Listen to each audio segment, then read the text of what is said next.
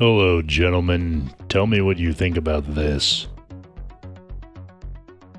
That is the finished backflip animation I hinted at last video. Seeing that whopping 2.25 seconds of 12 FPS choppy movement doesn't look very impressive when it's played out for you like that. But after watching this, you'll understand why not many people tolerate animating stuff like this in Blockbench. Getting started though, I want to begin with the initial pose here, and we'll build off all other poses from this. As the time-lapse starts here, I'll warn you about all the embarrassing keyframes in the animating process. A lot of refining and polishing was done at all steps of this animation, and you'll see why as we get deeper into it. This model has 49 bones and every one of them moves dramatically in the animation. Blockbench is brutally simplistic when it comes to animating, and the limited resources it gives you drops the software to its knees when dealing with very articulated models like this one.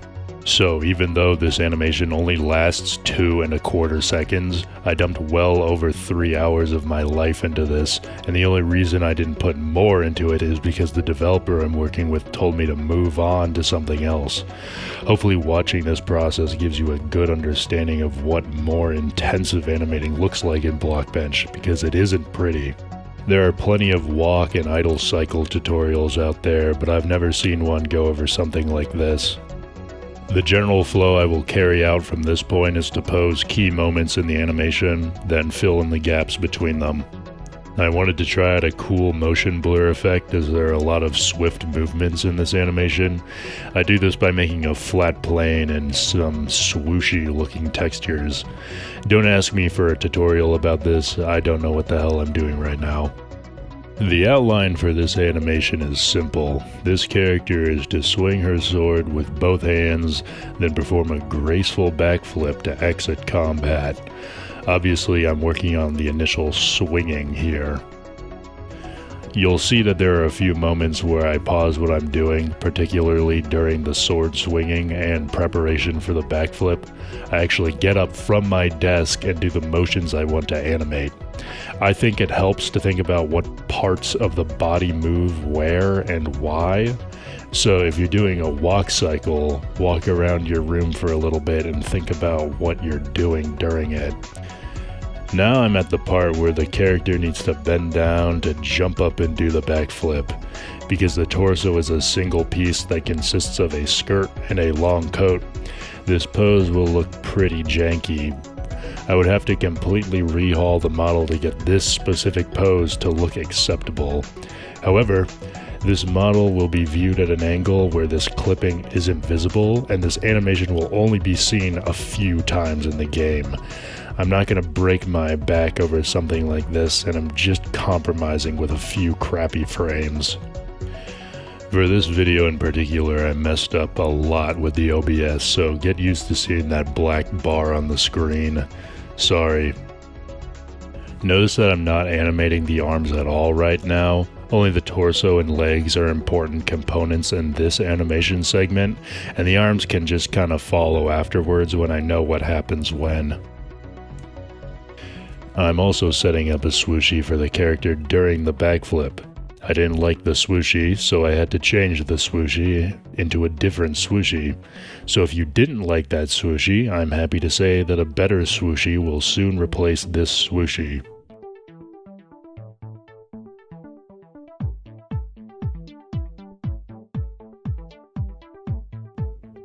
A quick note though is that I can start talking about the game that this is all for. It's got a working title called Aether Web Never Chronicles. Do not ask me about it, I'm just the character artist. It's an isometric turn-based RPG, so think games like Super Mario RPG or the old Final Fantasy titles. From what I understand, the story is just completely bonkers. It's one of those games where you have to constantly ask yourself what the hell is going on. It's still in early development though. I'll link it in the description if you're interested.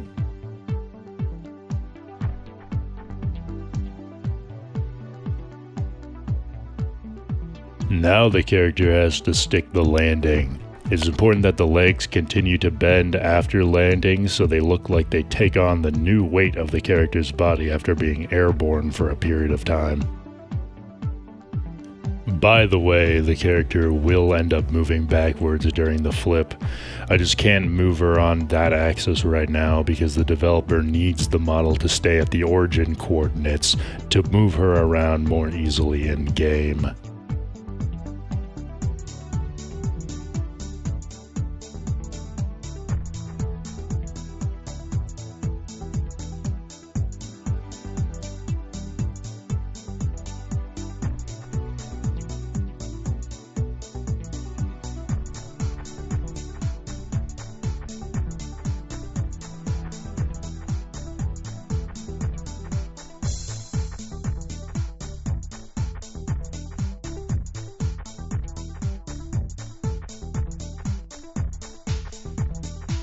And before moving on, I want to get some poses on the arms. I'm not ready for the hands yet, so I just focus on the arm movements for now.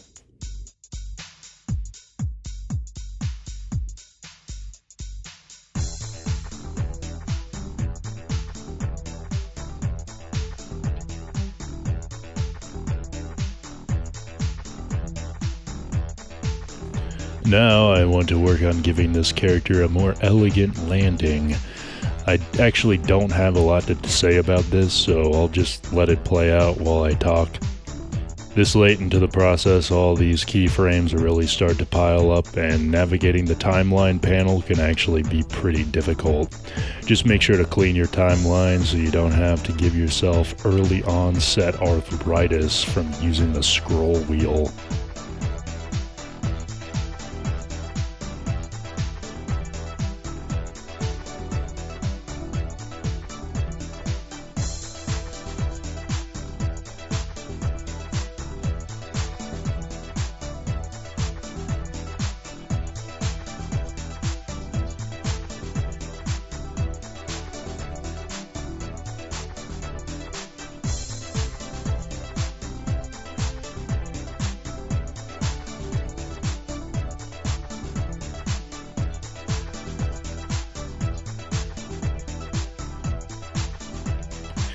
This pose is finally starting to come into view now. The character lowers her head and spreads her arms out like a bow after an impressive performance. From my understanding, this character acts as a very powerful peacekeeper of sorts who needs to verbally confront the player after they get involved with some things that affect global balance. She is an ally in combat though, so giving her more grand fighting animations will help her seem a lot more capable and a lot more worth listening to when she confronts the player.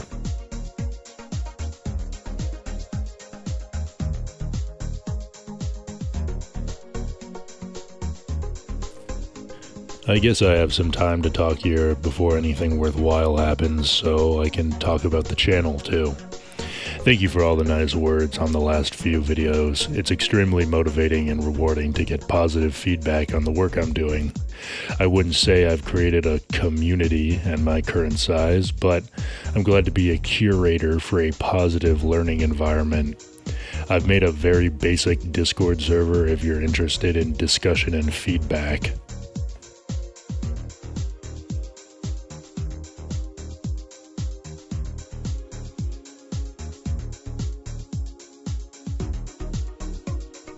Right now I'm moving the legs around. One benefit of doing the aforementioned practice of stand up and do the motions yourself is that you can notice a lot more moving parts of the body that twist or turn you didn't expect. Here I am making an additional bone for showcasing how the animation will appear in game. Like I mentioned, moving on that axis.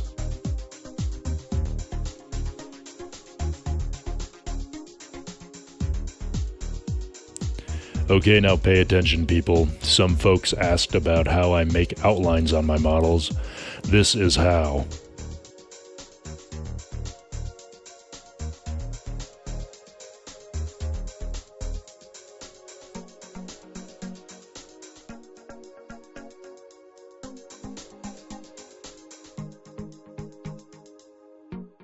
And that just about does it. And that's it. We did it, folks. I'm proud of you.